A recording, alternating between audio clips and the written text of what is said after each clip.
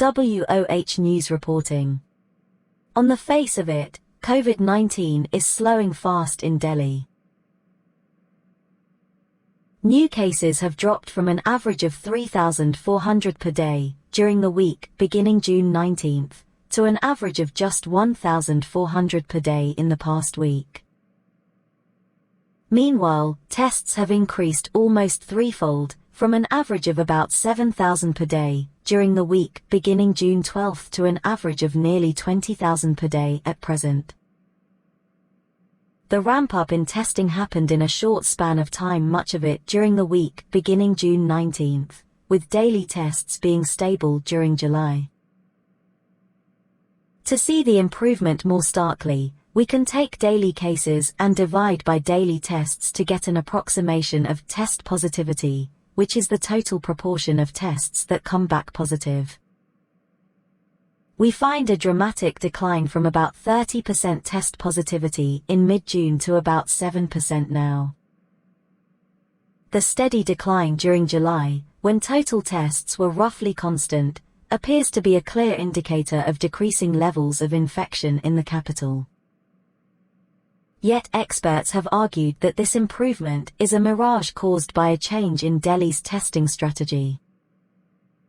Could this be true? To decide, we need to examine the story more carefully. On June 18th, Delhi began to use rapid antigen tests alongside RT-PCR, cbNAT and TrueNAT tests to identify COVID-19 cases. Daily tests more than doubled from one week to the next. Cases also went up, as one would expect, although by a more modest 55% or so.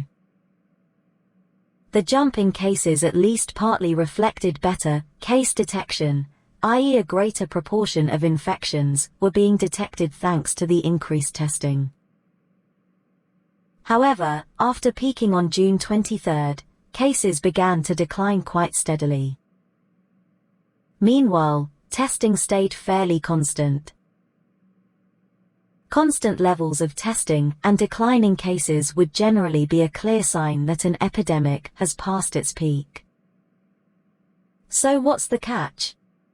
It's that an increasing proportion of the tests being carried out were rapid antigen tests. Initially, from June 19th to June 28th, Delhi government bulletins did not report how many of the tests fell into this category. From June 29th, however, bulletins began to list the numbers of rapid antigen tests separately from the others. What is noteworthy is that daily rapid antigen tests increased from around 40% of the total at the end of June to about 70% at present. This matters because the rapid tests are not very sensitive. They miss a lot of infections. According to the Indian Council of Medical Research, the sensitivity of the rapid tests was found, in two separate studies, to be 50.6% and 84%. A figure of 50% sensitivity would mean that for each true positive revealed by the test, another positive result is incorrectly returned as negative by the tester's so-called false negative. In fact, the sensitivity of the rapid tests may be even lower than 50%.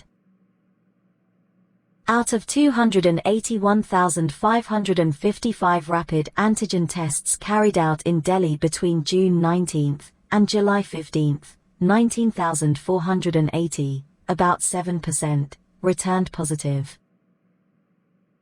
A small fraction, 1,365, of symptomatic individuals who tested negative were retested with RT-PCR tests, and of these almost 18% were found to be COVID-19 positive.